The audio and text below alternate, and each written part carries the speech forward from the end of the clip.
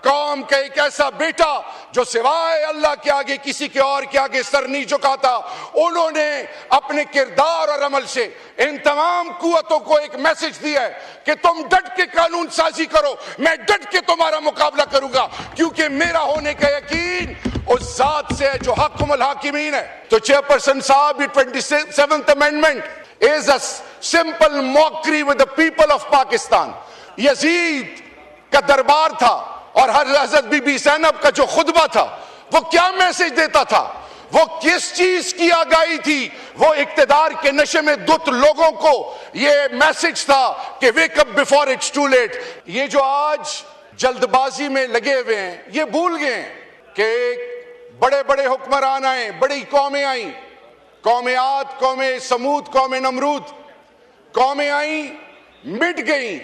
इक्तिदार को जूते की नोक पे अल्लाह के महबूब के आल ने रखा, जात की बात नहीं की, इंसानियत का अलम उठाया और इंसानियत के उस अलम की बुनियाद हमेशा इंसाफ और इंसानियत के इर्द गिर्द घूमती है। और यही अलम एक साहिब किरदार, साहिब हैसियत, मर्द कलंदर, मर्द मुजाहिद, कौम का एक ऐसा बेटा जो सिवाय अल्लाह के आगे किसी के और के आगे सर नहीं झुकाता।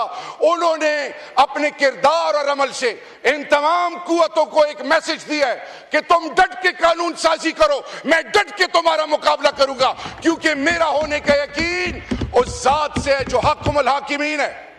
हजरत इब्राहीम अलैहिस्सलाम को नमरूद आग में डाल रहा था, तो मैं आलिम नहीं हूं, चेयरपर्सन साहब, जिब्राइल अलैहिस्सलाम आए और फरमाया कि आप का कोई हुक्म हो। तो इब्राहीम अलैहिस्सलाम ने फरमाया कि इस आग पे इख्तियार किसका है? कहा गया इस पे इख्तियार अल्लाह का है। तो उन्होंने फरमाया कि मेरे लिए मेरा अल्लाह ही काफी है, हस्बुनल्लाह व निअमल वकील, निअमल मौला व निअमल नसीर। आज नेशनल सिक्योरिटी, आज कौमी यकजहती, आज अवाम पाकिस्तान के वो मसाइल जो 30 लाख से ज्यादा लोग पढ़े लिखे कारोबारी बाशऊर इस मुल्क से जा चुके हैं, आज जिस यूनिवर्सिटी, जिस कॉलेज, जिस स्कूल में चले जाएं, इस मुल्क के बच्चे मायूस हैं, यूथ डिस्ट्रैक्टेड है, डिसल्यूशन्ड है। आज वो सियासी पार्टियां जो अपनी सियासत के हवाले से इक्तिदार का खेल खेल रही हैं, आज वो अपनी बुनियाद खो चुकी हैं। वो चार्टर ऑफ डेमोक्रेसी, वो सिविल सुप्रीमेसी की बातें करने वाले आज राग अलाप रहे हैं, हम पर तनकीद कर रहे हैं, लेकिन वो ये भूल गए हैं चेयरपर्सन साहब कि इनकी सियासत तो खत्म है। कब तक फॉर्म 47 के जरिए इनको ऐवानों का हिस्सा बनाया जाएगा? कब तक? जब अल्लाह की पकड़ आएगी तो ये बहुत पछताएंगे।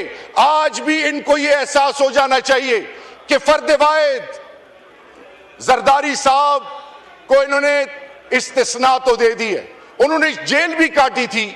अगर ये 2 साल और वो खड़े रहते तो उनकी तौकीर में इजाफा होता, लेकिन उन्होंने ऐसी बेतौकीरी की कि अपने साथ पीपल्स पार्टी की सियासत की बुनियाद का जनाजा निकाल दिया।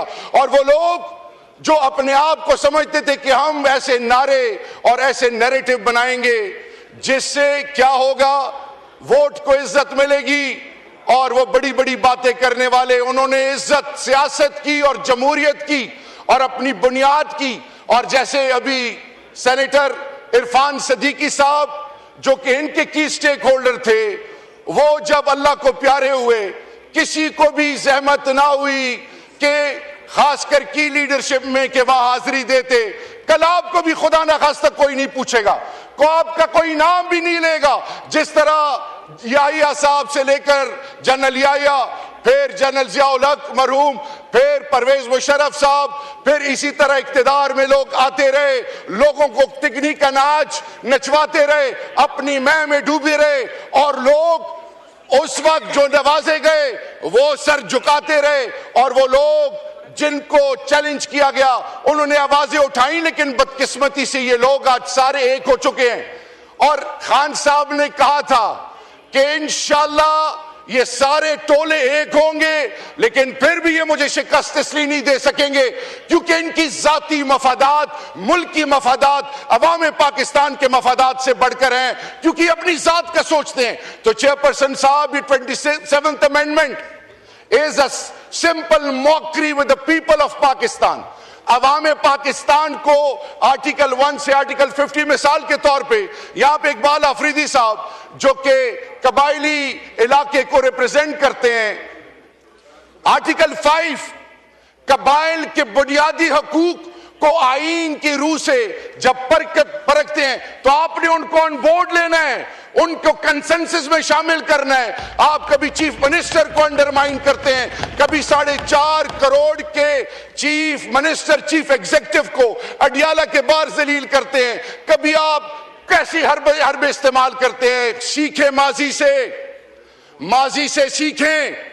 माजी इसलिए है कि अल्लाह अगर माजी की अहमियत ना होती तो अल्लाह पाक कुरान में हमें कौम आद, कौम समूद, कौम नमरूद की मिसालें और उनसे सीखने का मौका ना देता। फिर जब यजीद का दरबार था और हजरत बीबी ज़ैनब का जो खुतबा था, वो क्या मैसेज देता था, वो किस चीज की आगाही थी? वो इक्तिदार के नशे में दुत लोगों को ये मैसेज था कि wake up before it's too late, जाग जाओ। मैं आपसे ये कहना चाहूंगा कि वक्त की जरूरत क्या है कि जब इंतजामिया, मुकन्नना अदलिया, जब इनके फैसले कोई और करना शुरू करे, जब fourth pillar of a state उसकी आंखों पे और मुंह पे पट्टी बांधी जाए, और फिर जब पार्लियामान में घुसपैठिए आए, और फिर जब मुल्क की मफादात पर सौदेबाजी हो, तो ऐसी कौमों पे ना अल्लाह की रहमत आती है, ना ऐसी कौमों के फैसले उन कौमों के बुनियाद को जोड़ने का जरिया बनते हैं। आए, डर किस चीज का है? डर किस चीज का है? आए अवाम के सामने जाते हैं। आज स्पीकर साहब ने कहा कि मैंने खान साहब को 2 दफा शिकस्त दी है।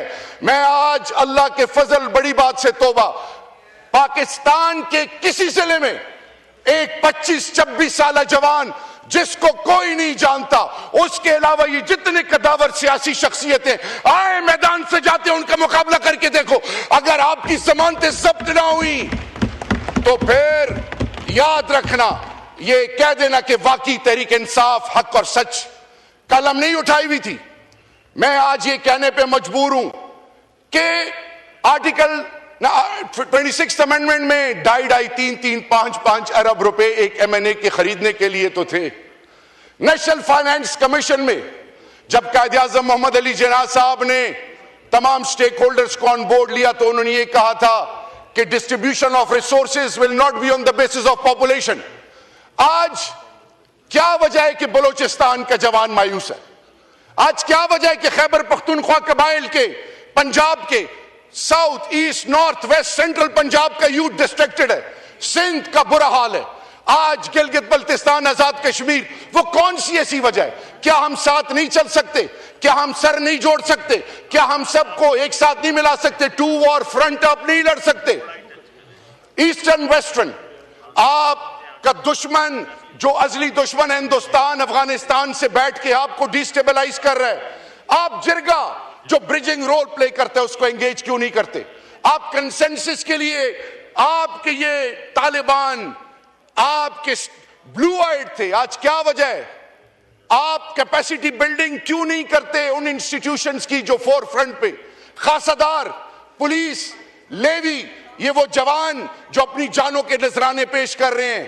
चेयरपर्सन साहब, इंटरेस्ट नहीं है, दर्द नहीं है, तकलीफ नहीं है। और आपने कहा कि प्राइम मिनिस्टर साहब ने खड़े होकर कहा कि जी डायलॉग होना चाहिए। स्पीकर साहब ने भी कहा आप डायलॉग करना चाह रहे हैं, जरूर वेलकम, हमने वेलकम किया, लेकिन बैरिस्टर गौहर साहब से नहीं, पीटीआई के स्टेक होल्डर्स जो यहां पे इनसे नहीं, वो तो आपकी कस्टडी में। शो करेज एंड ग्रेस, बात करें उनके साथ। वो बड़े दिल का वो मर्द मुजाहिद, कैदी नंबर 804 आपको वेलकम करेगा। वो जात की बात नहीं करेगा, वो हमेशा पाकिस्तान की बात करेगा, क्योंकि उन्होंने IMF के हवाले से, इस खित्ते के अमन के हवाले से, ईरान के हवाले से, मोदी के हवाले से जेल से बैठ के 8/7 के डेथ सेल से वो मैसेजिंग की।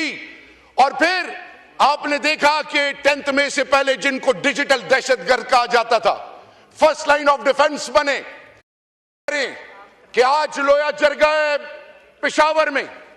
आज चाहिए कि पाकिस्तान के तमाम स्टेक होल्डर्स प्रायोरिटी नंबर 1 बनाकर पेशावर जाएं, उसका हिस्सा बने। नंबर 2, ऑन प्रायोरिटी बेसिस तमाम स्टेक होल्डर्स को, बलोचिस्तान के वो तमाम लोग जो नाराज हैं, जनरल जंजुआ से सीखें।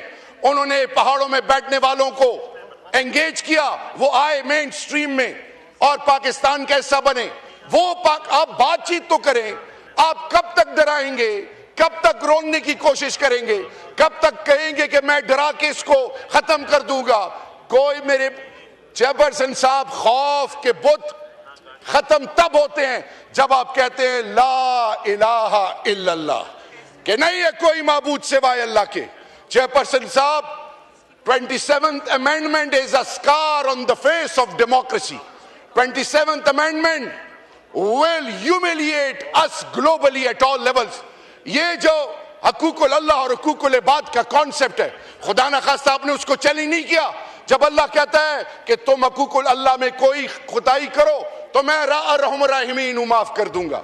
हकूकुल इबाद में जब तक वो शख्स, आप इस्तिस्ना देने वाले कौन है?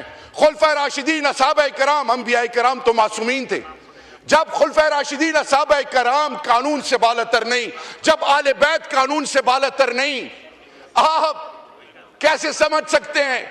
मेरे कानों से एक जुमला गुजरा कि ता हयात से लेकर आबे हयात, ये आबे हयात भी आप एक्सपेक्ट करेंगे, आबे हयात नहीं है।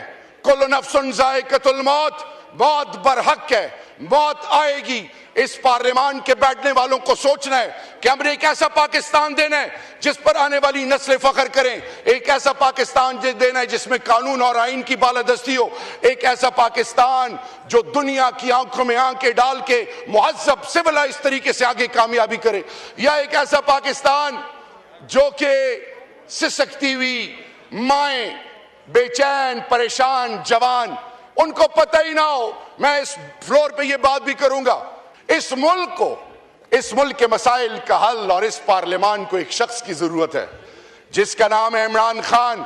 और पाकिस्तान और इमरान खान और ये पार्लियामान लाजिम व मलजूम है इंशाअल्लाह। और याद रखिए, हम अल्लाह और अल्लाह के रसूल के मानने वाले हैं। हमारा ईमान और यकीन है चेयरपर्सन साहब के जब रास्ते बंद किए जाएं, जब हर तरफ से अंधेरा कर दिया जाए, तो फिर अल्लाह की मदद आती है। अल्लाह की मदद जरूर आएगी इंशाअल्लाह, ये हमारा ईमान और यकीन है। हमने अपनी माओ बहनों बेटियों, अपने इस इंडिया पार्लियामेंटेरियंस, ये शाह महमूद कुरैशी साहब से लेकर यास्मीन राशिद साहिबा और वो तमाम असीरान, वो तमाम लोग जो लाजवाल कुर्बानियां दे रहे हैं, उमर सरफराज सीमा मेरा भाई, वो सब जो इस आजमाइश में इस वक्त डटे हुए हैं, खड़े हुए हैं, वो क्यों डटे हुए हैं? उनको तो जाती कोई फायदा नहीं। क्या उनके घर के खर्चात किसी खास जगह से जाते हैं? नहीं, वो इसलिए डटे हैं कि वो शख्स जो आईन और कानून की बालादस्ती की बात करता है वो सच्चा और खरा है। वो जात की बात नहीं करता, वो अपनी बात नहीं करता, अपनी बीवी, अपने बच्चों, अपने वफादात, आखिरी कंक्लूडिंग मिनट, अपनी जात की बात नहीं करता। वो पाकिस्तान की और पाकिस्तान की आने वाली नस्लों की बात करता है। और जुल्म कभी नहीं छुपता। खुदा के लिए आए, एक हो जाएं, आए ब्रिजिंग रोल प्ले करें, आए ऐसी कानून साजी करें जिससे आम पाकिस्तानी की इज्जत नफ्स मजरू ना हो, जिससे पाकिस्तान के मफादात की तकमील हो, जिससे एक ऐसी सोच डेवलप हो कि दुनिया आपकी फिर बेतौकीरी ना करे। Wake up before it's too late, they say let's hear the bell is ringing calling us to the bright future. Thank you. Let's join and unite together and prove it to our coming generations, to ourselves and to the entire global community that Pakistan believes in democracy, in rule of law, in the constitution which is called in global forums as a Bible. वक्त की जरूरत है, अल्लाह इस मुल्क को कायम दायम रखे। इंशाअल्लाह मायूसी खत्म, इमरान खान आएगा रब्बे जुल जलाल के फजल से। पाकिस्तान, इमरान खान जिंदाबाद, पाइंदाबाद।